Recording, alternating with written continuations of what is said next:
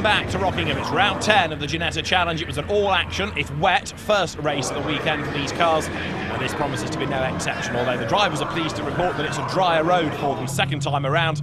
And you've got Mark Davis and Mike Robinson as two drivers to watch at the very front of the grid. Then Mark Davis on pole position in the darker blue car, pale blue and black, the livery for Mike Robinson alongside him. So 20 minutes of racing is about to get underway. Drivers look towards the lighting gantry then, and the very fast first banked left-hander of turn one at Rockingham awaits them. So they've had the 5-second board, and now we're about to go racing in the Ginetta Challenge. The lights go red, the lights go out. A very good start made by Richard Sykes on the second row, but then as he went up a gear, he just seemed to bog down a little bit. The car sprint towards turn one, and Mark Davis leads the way. Once again, Richard Sykes tries to go the long way round on the outside, but it doesn't pay off. He stays third behind Mike Robinson. Fourth is the black car of Sean Hart, and there's a spin in the middle of the pack. That might be Clive Richards. I think it is. Yes, Clive Richards spins. Everybody has avoided him, although he has not avoided the wall. He bounces off the barriers, and so Clive Richards picking up pace once again. Weird, isn't it? He mastered the dreadful conditions in race one without any dramas to win the race. Now, in better conditions, he has a spin at the first corner, and he's not the only one in grief because there's another rotation there, look. Craig McIlvale spins number 37, and more carnage round the corner. More of the G20s have fallen over themselves. So, Mark Davis leads the way, Mike Robinson is second, and Sean Hyton, who was a bit subdued in race one, running in the podium, top three places at the moment. There he is in third, Richard Sykes fourth, in fifth place at the moment. Rory Bryant goes through, Ryan Ratcliffe behind him. For the first time, round pit-pat they go, onto the steel, straight down towards Gracelands. We've got Rick Parfitt trying to make amends also for his spins in race one, and he's slithering his way through traffic now as the race leaders work their way towards Tarzan. The road drier, so getting a bit faster all the time, and Mark Davis leads the way, but now Sean Hyton up into second place. Their third is Mike Robinson. Richard Sykes fourth in the white and green car, looking to try to join that mix as well, but Mark Davis is sprinting away. Now, who have we lost then? Harvey Booth, I think, is one of them. Also, James Owen, a casualty on this first lap of the race. So you've got crumpled Ginetta G20s. There's Clive Richards spinning out of the top seven, and thankfully everybody somehow misses him. He bounces off the concrete wall. Let's have a look from another angle. There was no contact, just lost the car, slithered across the road. Rick Parfitt, I think, was the one that was lucky to avoid him, and that's why he's lost places, because he had to brake in avoidance, and then everybody else gets as far as the Dean hairpin. And then there's more fun and games. G20s look spinning on their own, some being tapped sideways by rather aggressive G40s. And the one that really lost out there was number 19, Harvey Booth, because he was clipped by a G40. That got him sideways. Then he was assaulted by James Owen's car. And into the pit lane, indeed, comes Rick Parfitt. So a problem, possibly is a legacy of incidents on that first lap, has brought him into the pit road. Now you're on board with Mike Robinson, turning his way now through Gracelands, up towards the Tarzan hairpin. Sean Hyton ahead of him, Mike Robinson third at the moment, going into the corner. And Richard Sykes looking for a way through on the inside, darts to the inside line, and he's gone by. Good move that by Richard Sykes. Scrabbles round the corner, but that puts him up into P3 now. Mark Davis leads the race, and he's miles clear at the head of the field now. So coming up towards Brook, Mike Robinson falling back into fourth place, but Sean Hyton is the significant one here, getting himself further up the order, so he therefore is looking good as far as keeping his championship lead is concerned, but ideally he needs to outscore Mark Davis, and that's not going to be easy. Davis has a good lead, and Hyton is also now under threat, look, from Richard Sykes. Up over the line they come, past the pits, for second place, the black car of Hyton, the white and green car Richard Sykes, who has a go on the inside then. Diving through turn one, is he going to go through? He's alongside, he's got his nose in front, coming out of the corner, and up and past him he goes. So, through goes 21, Richard Sykes now up into second position. Is he going to be able to hang on to it? He's got to master the Dean hairpin first of all.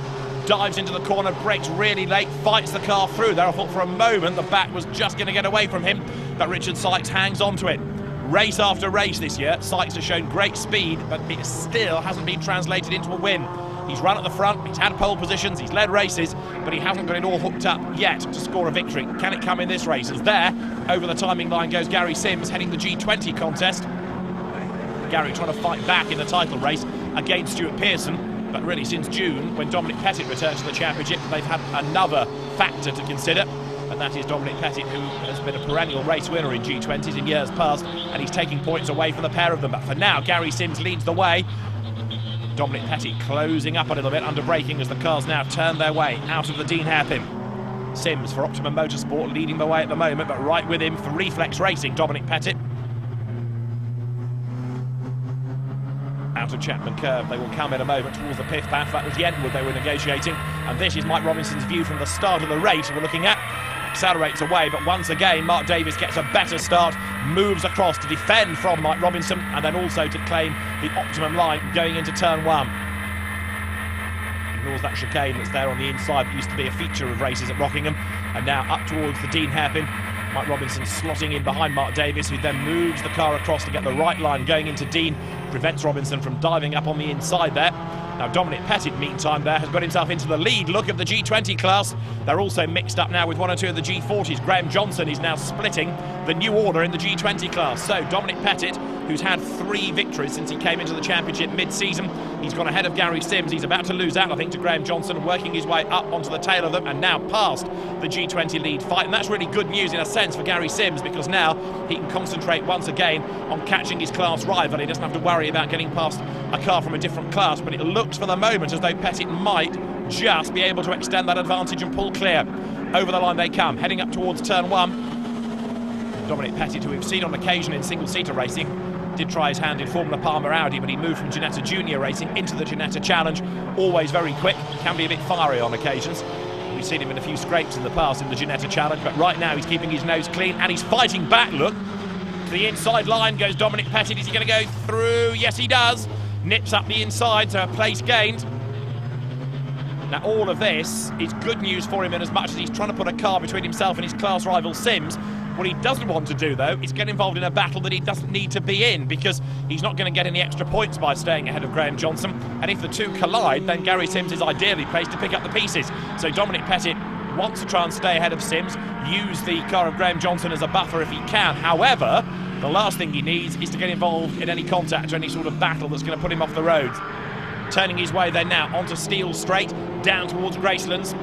The yellow car is that in the hands of Dominic Pettit, the new G20 class leader. The earlier cars with the 1800cc Ford Zetec engine through Gracelands up towards the Tarzan hairpin. Now what can Gary Sims do to come back at his class rival? Into the Tarzan hairpin they come, and these cars 11th, 12th and 13th overall.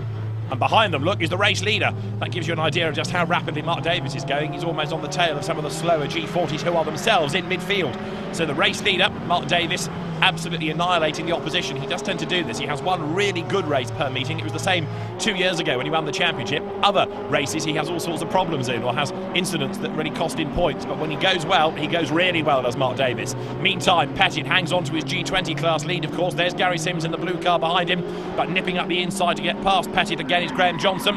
Now that he's ahead, he should be able to pull away, as up towards the end of 20 minutes of racing comes Mark Davies then, heading up towards the line. Is he going to squeeze one more lap out of it, or is this time for the flag? It's the checkered flag, so Mark Davies comes through to win for the 4th time this season now in the Ginetta Challenge. And that is Clive Richards, who's once again in the wars. He had a spin early on, look, and he's off the road again, and he's going to be on target for 14th place. Now what happened to him this time around? He loses it, coming through turn 1. Spins around the outside of a G20, hits that, also knocks one of the G40s hard into the wall.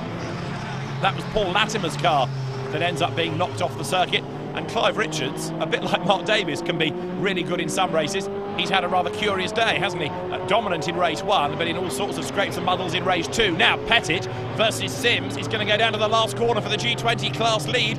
Dominic Pettit just ahead. Gary Sims looking to try to get up the inside, and Clive Richards wants to get back past the pair of them if at all possible. So Dominic Pettit is going to be on target then for a 4th victory of the season in the G20 class. He may have joined in late, but it's certainly not affected his winning progress, and he's becoming ever more of a factor in the championship as well. Mark Davies then wins by 10 seconds from Richard Sykes. Sean Hyton is 3rd ahead of Ryan Ratcliffe, and Lee Mole going well. Mike Robinson 6th. Dominic Pettit wins from Gary Sims, and then Luke Davenport in the G20 class.